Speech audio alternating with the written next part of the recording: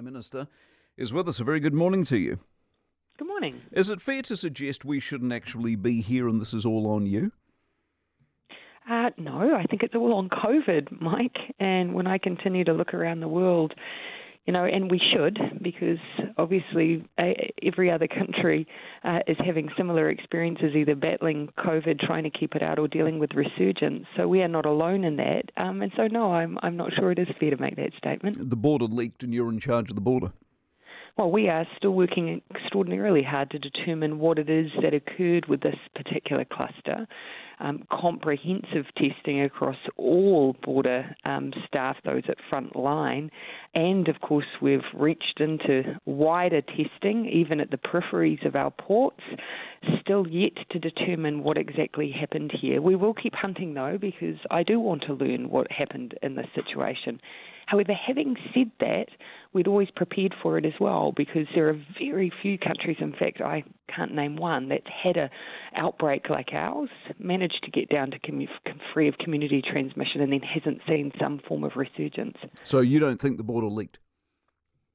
Well, I haven't been able to determine where yet, Mike, and I've wanted to know that, because, of course, that's how we can make those constant improvements, and we have all the way through this period constantly sought to improve and change our response based on the evidence, because the world has been learning. You improved your performance because you got caught with your pants down because you weren't testing the way you said you were.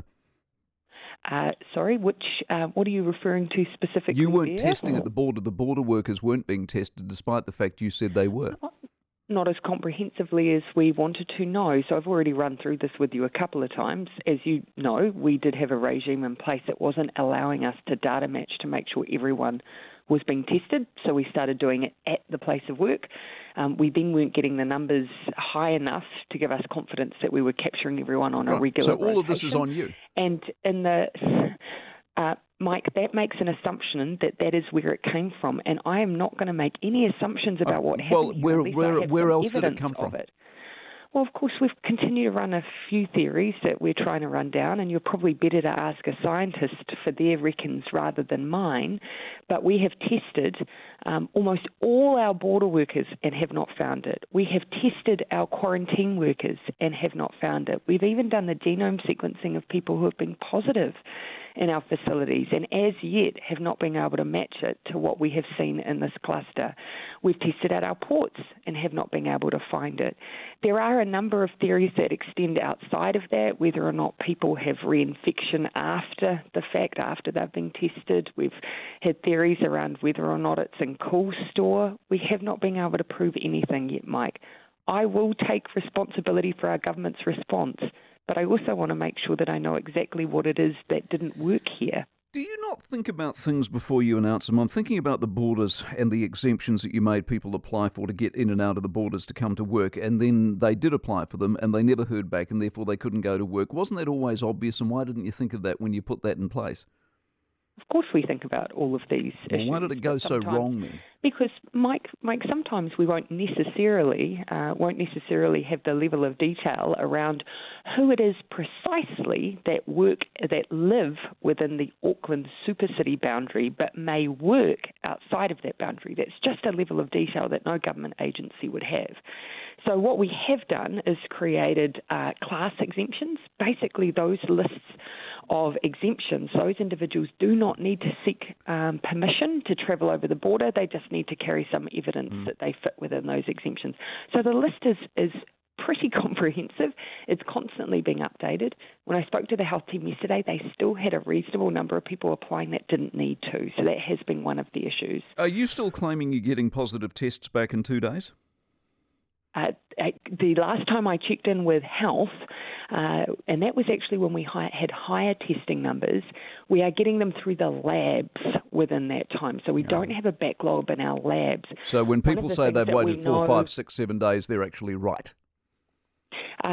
Not necessarily for the lab results. It may well be that results are coming back to their GP. It depends where they got tested, Mike, but if they are relying on their GP to send on results, I can't account for whether or not that's causing delays. Was there any pushback yesterday in Cabinet to the decision at all or not?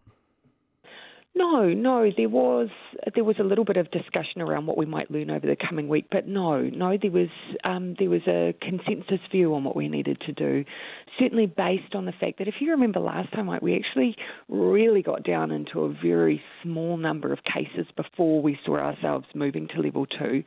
But what we've all agreed is our constant approach here needs to be managing and stamping out cases with the fewest restrictions we can.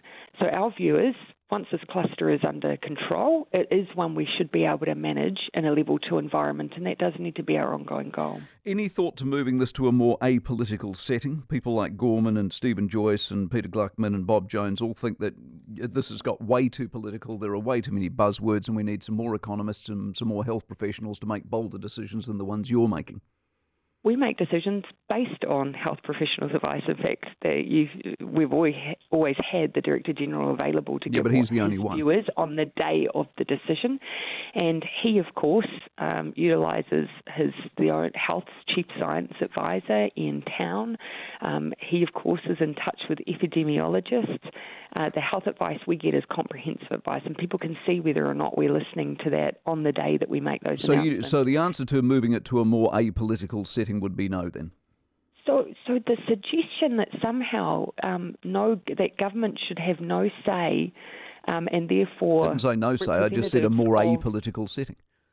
I can't quite see, A, how that would work, and B, what Des Gorman is suggesting here. We have used experts and evidence all the way through. In fact, I think you'd be hard-pressed to find an example where we made a decision that wasn't informed by evidence and science. We, of course, then have the job of making sure that we're constantly weighing up the economic impact. It just so happens our view is a strong science, evidence-based health view is the best way to support our economy. Should you be consulting the National Party and Shane Reti more than you are? Our Minister of Health actually is staying in fairly regular contact, as I understand. Well, they claim they're not. Dr. Reti. I'd be interested in that because the last time I spoke to the Minister of Health, certainly he found that he was having really good, solid, frequent engagement with Dr. I'll check Reti. with Judith Collins shortly. Are you looking at buying a chunk of Auckland Port? Apropos of what there, Mike? Because they're out of money and they've written to you 4-page letter asking for it. Well, I have lots of requests, and that does not mean that this government is actively considering it. So you're not at the moment. No. The Borrowdale case, are you embarrassed by that? No, not at all. In fact, the fact that lockdown was unlawful doesn't embarrass you? No, I don't think that that's a fair summary. I'd say our Attorney General would probably correct you on that. Well, of course he would. He should be embarrassed as well because he lost. It was an unlawful lockdown. The first 9 days were unlawful. It's a statement of fact. That is a completely incorrect summation of that case. Mike, what it found was that actually we had good grounds in terms of protecting people's health for making the decisions. Yeah, they said that, but they also said it was unlawful. Yeah, they did say that. So what they said. So what was wrong about me saying it was unlawful? Because they've also found that we had good grounds to have done what we did. So I found it quite a balanced judgment in the end, Mike. Would you worry about losing to the Greymouth gas case? I can't comment on that. Why not? Because I just simply haven't been briefed on the Greymouth gas case in order to make any assumptions. You're being sued. I wouldn't want to say anything prematurely in a case we're engaged with either, Mike. All right. Do you look to take over in some way, shape or form either the Tauranga City Council or the Invercargill City Council? Why on earth are you making such suggestions? Because the department has written to both of the councils looking for information that they may involve the role of the minister in them. And you're suddenly making an assumption that we're going to take over. Well, that's one of the outworkings of the information they received from the letter they sent to them. Councils.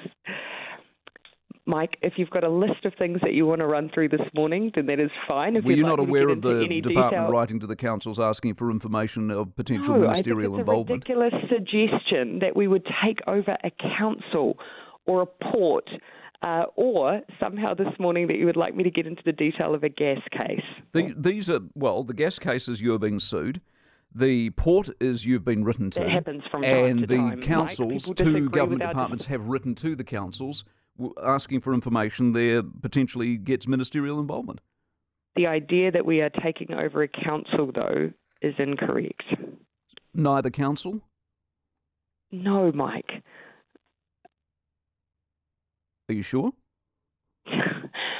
Mike, when has this government ever taken over a council? You're not going to appoint anybody to run the council is what I'm asking. No. Then why are you writing letters asking for information from the Minister's Department then?